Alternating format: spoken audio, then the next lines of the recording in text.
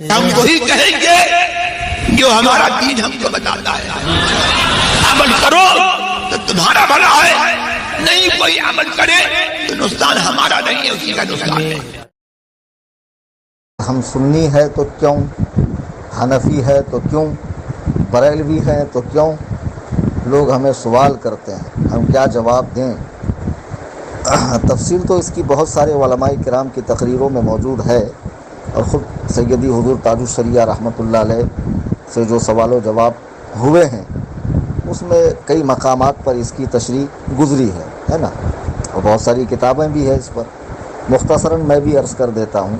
چونکہ اللہ کے حبیب علیہ الصلاۃ والسلام نے اپنی زبان پاک سے اپنی امت میں 73 فرقوں کی پیشن گوئی فرمائی، خبر دی کہ میری امت میں اتنے فرقے ہوں گے، تو اس میں ایک فرقہ ناجی ہوگا. تو اس ایک فرقہ ناجی کو، اس امت کے سواد اعظم کو، نجات پانے والے فرقے کو اہل سنت و جماعت کا نام دیا گیا ہے، اور اسی اہل سنت و جماعت کے فالوور کو سنی کہا جاتا ہے.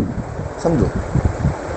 تو اب یہ نام ایسا نہیں ہے کہ بعد کے لوگوں نے دیا ہو، بلکہ خود اللہ کے حبیب علیہ السلام نے اسی حدیث میں، جہاں مشکات کے اندر یہ 73 فرقوں والی حدیث ہے، اور تو اللہ کے حبیب علیہ السلام سے پوچھا گیا، عبداللہ ابن عباس کی روایت ہے، تفسیر در منصور میں ہے، تبییض الصحیفہ میں ہے، اور امام غزالی رحمۃ اللہ علیہ کی کتاب میں ہے کہ اس ناجی فرقے کا نام کیا ہے. چونکہ جب آگے بہت سارے فرقے ہوں گے، ان کے نام بھی ہوں گے، تو نجات پانے والے فرقے کا نام کیا ہے؟ تو اللہ کے حبیب نے اہل سنت و جماعت بتایا. اسی لیے ہم لوگ اپنے آپ کو اہل سنت و جماعت کہتے ہیں، سنت پر چلنے والا اور صحابہ کے اجماعی فیصلوں کو قبول کرنے والا. اور سنت سے مراد اللہ کے رسول کی سنت اور خلفائے راشدین کی سنت ہے. ٹھیک ہے، یہی وجہ ہے کہ دیوبندی بھی اپنے آپ کو سنی کہتے ہیں، اور اہل الحدیث بھی اپنے آپ کو سنی کہتے ہیں، حتیٰ کہ قادیانی بھی اپنے آپ کو سنی کہہ رہے ہیں. اب تو اہل قرآن بھی اپنے آپ کو سنی کہہ رہے ہیں. ایک نام تو انہوں نے اپنا رکھ لیا، اور پھر لوگوں کو گمراہ کرنے کے لیے اپنے آپ کو سنی بھی کہلوانا شروع کیا. اب رہا حنفی، تو یہ کوئی فرقہ نہیں ہے، بلکہ یہ اہل سنت و جماعت کے 4 فقہی مذاہب ہیں. جیسے قرآن کریم کے 7 قاری ہیں، کہ انہی 7 قراء کی قرأت دنیا میں رواج پائی، جس میں سب سے زیادہ امام ابو عاصم کوفی رحمہ اللہ کی قرأت روایت حفص مشہور ہوئی، اور اسی کے مطابق قرآن پڑھا جاتا ہے. تو ان 4 قاریوں نے قرآن کریم پر محنت کی ہے، اور بہت محنت کر کے پھر اسے عالم میں پھیلایا ہے. تو اس چیز میں ان کی تقلید کی جاتی ہے. جیسا کہ حدیث کے کو سمجھنے میں صحیح، ضعیف، حسن وغیرہ ہے نا، اس کی قسمیں سمجھنے کے لیے، اس کا حکم جاننے کے لیے محدثین کرام کی بات مانی جاتی ہے، اسی طرح قرآن و سنت کو سمجھنے کے لیے، اور ایک آیت سے اگر 2 3 باتیں سمجھ میں آ رہی ہو، ایک حدیث سے ایک بات منسوخ نظر آ رہی ہو، دوسرے حدیث میں حکم دیا جا رہا ہو، تو کیا صحیح ہے، اس بات کو سمجھنے کے لیے فقہائے کرام کی تقلید کی جاتی ہے. اور یہ کوئی آج سے نہیں، یہ زمانہ رسالت سے ہی ہو رہی ہے. حضرات صحابہ میں بھی ایک دوسرے کے مقلد تھے. بعد میں پھر یہ جب 4 مذاہب مدون ہوئے، کتابی شکل میں آئے، سب سے پہلے مذہب حنفی کتابی شکل میں آیا، تو 1300 سالوں سے امت اس مذہب حنفی کی پیروی کر رہی ہے.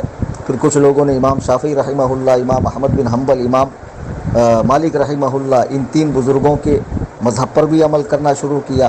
پھر یہ طے ہوا کہ اہل سنت و جماعت کے یہ 4 ہی فقہی مسلک ہیں. تو میرے بھائی، جو حنفی ہے وہ سنی بھی ہے یقیناً، جو شافعی ہے وہ سنی بھی ہے یقیناً، مالکی اور حنبلی بھی سنی بھی ہے یقیناً. یہ کوئی فرقہ نہیں ہے، یہ اہل سنت و جماعت کے 4 فقہی مذاہب ہیں. تو ہم سنی ہوئے چونکہ ہمیں گمراہ فرقوں سے الگ ہونا تھا، اس لیے ہم اہل سنت و جماعت سنی کہلائے. پھر دوسرے درجے میں چونکہ اہل سنت کے 4 امام ہیں، تو ہم کس امام کی پیروی کرتے ہیں، یہ ظاہر کرنے کے لیے ہم نے اپنے نام کے آگے حنفی لکھا کہ ہم امام اعظم ابو حنیفہ کے مقلد ہیں. اب چونکہ اس زمانے میں دیوبندی بھی حنفی ہے اور سنی بھی کہلواتے ہیں، اور کمال کی بات یہ ہے کہ مرزا غلام احمد قادیانی خبیث بھی اپنے آپ کو حنفی کہتا تھا، حالانکہ وہ تھا وہ پکا اہل خبیث. اور بہت سے باطل فرقے بھی اپنے آپ کو حنفی کہنے لگے. وہ سب کو چھوڑیے، ہندوستان میں تبلیغی جماعت، دیوبندی جماعت ہی کو دیکھ لیجئے، جو اپنی نسبت امام اعظم ابو حنیفہ کی طرف کرتے ہیں. تو حقیقی سنی حنفی کون ہے، اس پہچان کے لیے 1 صدی سے ہمارے بزرگوں نے ایک پہچان دی ہے، وہ ہے بریلوی. کہ جو بریلوی ہے حقیقتاً، پھر چاہے وہ کسی بھی پیر سے مرید ہو، کسی بھی خانقاہ سے تعلق رکھتا ہو، سمجھے، کسی بھی شیخ کے ہاتھ پر اس نے بیعت کی ہو، لیکن اگر وہ عقائد اہل سنت و جماعت اور معمولات اہل سنت، درود و سلام، نیاز، فاتحہ، آراس اولیاء، مزارات کی حاضری، نام اقدس پہ انگوٹھے چومنا، تعظیماً کھڑا ہونا اللہ کے حبیب علیہ السلام کے لیے، ساری چیزوں کا پابند ہے، تو وہ بریلوی ہے. بس یہی ہماری پہچان ہے. اب میں آپ سے کہتا ہوں کہ اللہ تعالیٰ آپ کو توفیق دے، آپ مکہ جائیں حج کے لیے، اور آپ کی میدان عرفات میں کسی سے ملاقات ہو اور آپ سے پوچھے بھائی آپ کہاں سے ہیں، تو آپ کہیں میں دنیا سے ہوں، تو وہ کہیں گا بھائی یہ کون سا ایڈریس ہوا؟ تو ظاہر سی بات ہے آپ کہیں گے کہ میں ہندوستانی ہوں، ہندوستان سے ہوں. تو یہ پہچان ہوئی کہ آپ ہندوستانی ہیں.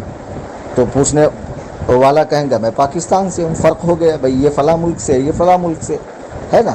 تو جب ہم سے کافر پوچھیں گا آپ کیا، ہم مسلمان ہیں.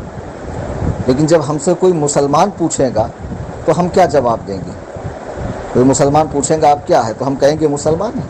اب اس کو یوں سمجھو آپ ہندوستان میں، اور کوئی آپ سے پوچھے بھئی آپ کہاں سے ہو، تو آپ کیا کہیں گے؟ میں ہندوستان سے ہوں. بیوقوف. وہ کہیں گا بیوقوف، ہندوستان سے تو میں بھی ہوں، اور ہندوستان ہی میں تو پوچھ رہا ہوں. اس وقت آپ کہیں گے کہ میں آندھرا پردیش سے ہوں، میں مہاراشٹرا سے ہوں. اب تخصیص ہو گئی، ہندوستانی تو آپ ہیں لیکن فلاں ریاست سے ہیں.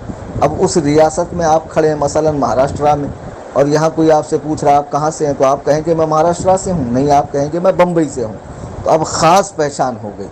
تو جتنی نسبتیں لگائی جائیں گی اتنی بات فہم سے قریب ہوں گی، دماغ سے قریب ہوں گی، اور سمجھنے میں آسانی ہوگی.